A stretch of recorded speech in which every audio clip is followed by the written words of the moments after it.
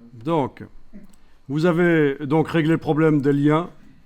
On va double-cliquer avec la flèche noire sur l'image de l'animal, mais attention, pas à l'endroit où il y a le titre.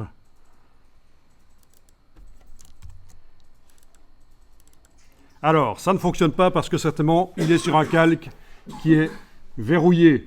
Parce que, comme dans Photoshop, on met les choses sur différents calques pour pouvoir manipuler les choses plus facilement. Alors, on va les voir dans la palette des calques. Menu fenêtre, calque.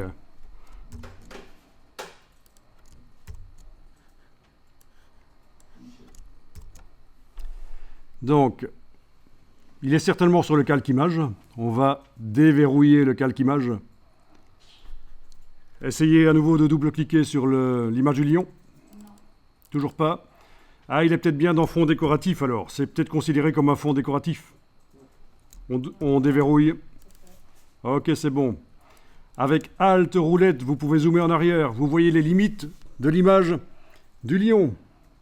Ben oui, on ne voit qu'une partie de l'image du lion là dans le bloc. Donc, vous pouvez garder le bouton de la souris enfoncé sur l'image et vous voyez, vous pouvez la bouger. Voilà. Alors, voilà, donc on peut faire différents tests, différentes versions pour trouver la bonne couverture. Éventuellement, ça serait une possibilité, en enregistrant chaque fois sous un nom différent. Mais ici, on ne va pas faire ça, on ne va pas enregistrer sous un nom différent. Donc ça, c'est votre première manipulation des images dans ce document, ici. Comme ça, vous voyez comment ça fonctionne.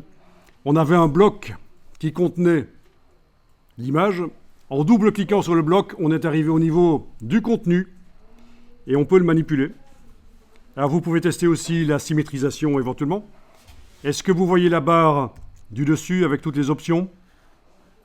Non, on n'a pas. Alors, allez dans le menu fenêtre et demandez contrôle, menu fenêtre, contrôle. Est-ce que vous la voyez maintenant?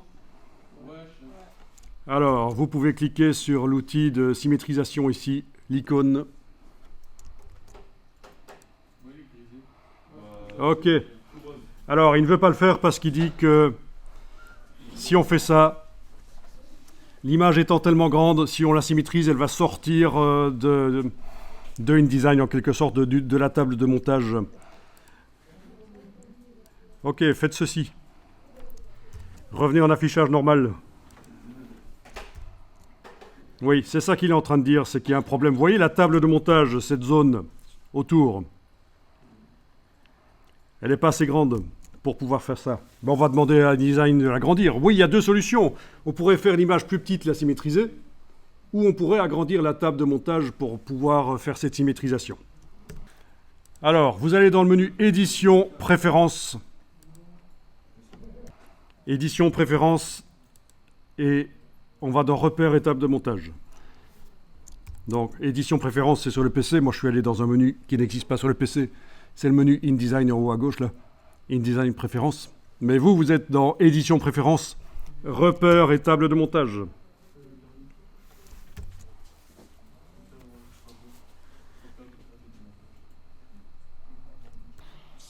Alors ici, comme marge horizontale, on va tenter d'indiquer 400 mm. On va voir si c'est trop grand, il va nous le dire. Marge verticale, vous pouvez essayer d'indiquer 200, pourquoi pas. OK. Est-ce que vous voyez que la zone s'est agrandie autour des pages? Super.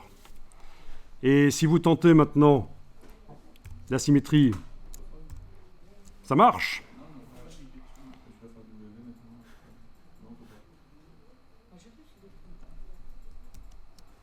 C'est comme s'il y avait un sens unique.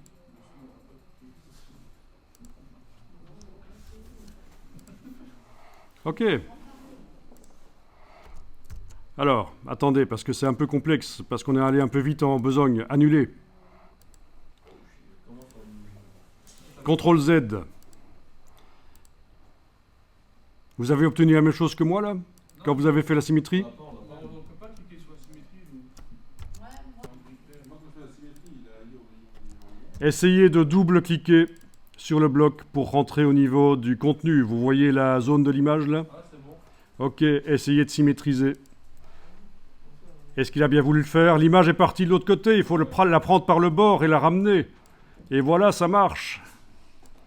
Et vous devriez voir le lion symétrisé. Voilà. Ah ben c'est pas plus mal comme couverture. Ah ouais, c'est parfait. Parce que regarder vers la droite, c'est regarder vers l'avenir. Symboliquement dans les images. Et donc il regardait vers la gauche dans la photo d'origine. Mais personne ne va dire, tiens c'est bizarre, il a été symétrisé. Bien sûr, si vous faites ça sur une voiture, vous allez avoir le volant qui va changer. Il va passer de gauche à droite, la plaque qui va être la plaque d'immatriculation qui va être vue à l'envers, donc il faut réfléchir quoi. Mais dans le cas d'un lion, personne ne va se plaindre. Alors, oui, ce qui peut arriver, c'est que certains parmi vous n'ont pas double-cliqué sur le bloc et ils ont symétrisé le bloc et son contenu. Alors que là, ce qu'on a fait juste avant, on a double-cliqué sur le bloc, on est descendu au niveau du contenu et c'est le contenu qu'on a symétrisé. Vu que c'est un bloc rectangulaire, ça va, ça passe. Oui, en effet, si vous aviez fait ça, vous avez obtenu ça, le bloc qui s'est mis là comme ça sur la droite? Non, même pas? Ok. Bon, c'est pas bon, de toute façon, je vous conseille pas de faire ça. Je vous conseille de faire la méthode qui a été vue. Double-cliquez sur le bloc pour descendre au niveau du contenu. Vous avez vu le rectangle, vous avez symétrisé, vous l'avez déplacé. Voilà. Donc je recommence, symétriser. Le rectangle de l'image s'est barré sur la droite dans ce cas-ci. Donc ce qu'il faut bien comprendre, c'est que dans les images InDesign, il y a deux niveaux. Le bloc qui contient et il y a le contenu. Et là, on a travaillé sur le contenu. Le bloc, il est resté en place. C'est la chose verte, là. La chose verte, c'est le bloc. Verte, pourquoi? Parce que dans la palette des calques, les vecteurs des blocs apparaissent en vert.